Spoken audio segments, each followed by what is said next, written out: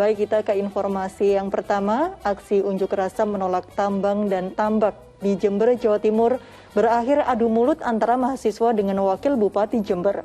Upaya mediasi justru memanas dan menemui jalan buntu setelah kedua belah pihak saling beradu pendapat.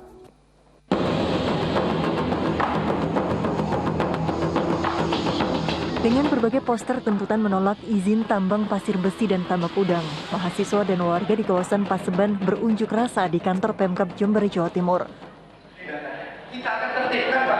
Akhirnya Wakil Bupati Jember Muhammad Firjaun Barlaman menemui perwakilan pengunjuk rasa di aula. Namun seorang mahasiswa tiba-tiba diamankan petugas karena berupaya mendekati sang Wakil Bupati.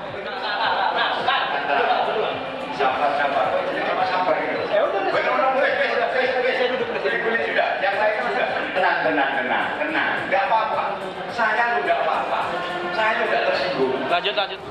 Musyawarah pun akhirnya berlanjut, meski sempat terjadi adu mulut antara kedua belah pihak. Para mahasiswa menolak izin pertambangan di kawasan pesisir selatan Desa Paseban, Kencong, Jember, karena diduga dapat merusak lingkungan.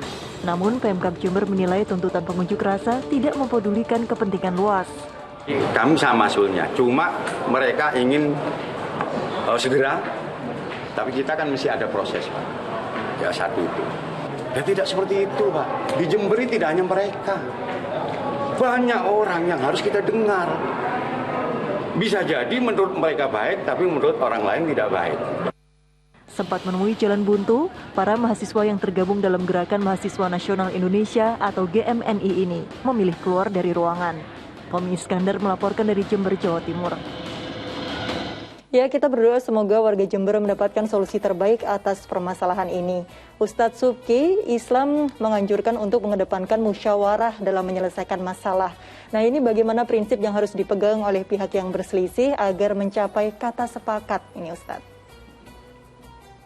Ya, baik. Bismillah, alhamdulillah, wassalatu wassalamu ala sayyidina rasulillah, amma ba'd.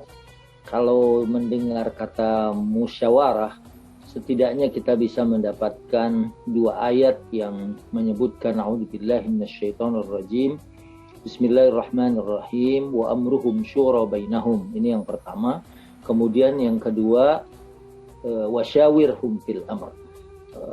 Kalau yang kedua ini, wasyawirhum, jelas-jelas ini pakai perintah ya. Pakai fiilnya fiil amr gitu. Wasyawirhum fil amr.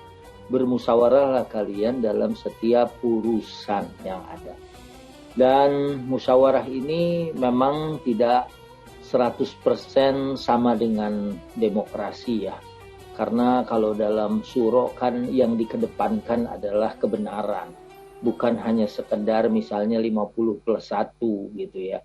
Apalagi kalau kita lihat tadi misalnya Pak Bupati sudah menanggapi mereka, menerima mereka dengan baik. Saya pikir walaupun ada ya bahwa negara kita ini misalnya negara hukum, kita ini adalah equal, kita ini ada egaliter gitu ya, tapi harus juga mengedepankan adab ya. Kalau kita lihat di dalam tayangan tadi kan anak muda harus mungkin bagus memberikan atau menyampaikan saran, kritik, tapi juga ada adab-adab yang harus dijaga agar tercermin bagaimana seorang muda itu kemudian menghormati orang yang lebih tua. Dan sampaikan semuanya, misalnya kalau tadi tentang penambangan pasir, ini data-datanya, dan apabila ini terjadi kejadiannya seperti ini gitu kan, karena kalau adu mulut seperti yang tadi ini justru tidak mencerminkan sebagai akhlak Islam gitu ya.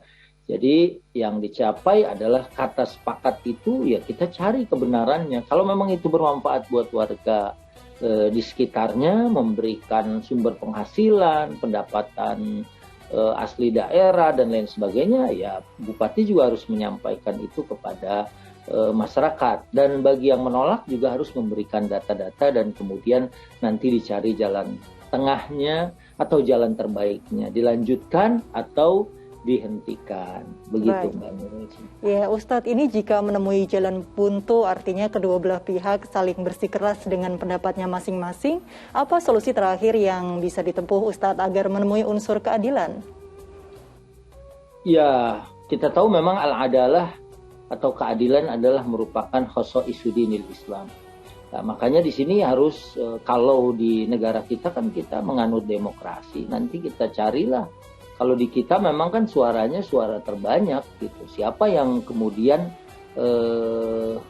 dari beberapa orang, entah itu bisa perwakilan, ya misalnya di DPRD, ya, ataupun juga masyarakat tertentu yang paham tentang hal itu, kemudian untuk bisa dicari solusi atau jalan keluar.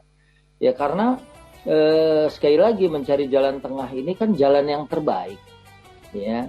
Kalau misalnya justru ini baik untuk perekonomian, ya ini kemudian disampaikan gitu ya. Kalau misalnya justru memang ini akan merusak lingkungan dan alam di sekitarnya juga harus disampaikan. Dan kalau di dalam aturan Islam sih, ya walaupun dia pejabat pemerintah sekalipun, ini kita ingatkan dengan kisah Umar saat Sayyidina Umar bin Al-Khattab melarang para wanita untuk meminta mahar yang tinggi, kemudian berdiri seorang wanita saja mengingatkan bahwa di dalam Al-Quran dan Sunnah tidak ada larangan untuk itu, dan kemudian Umar tunduk kepada kebenaran.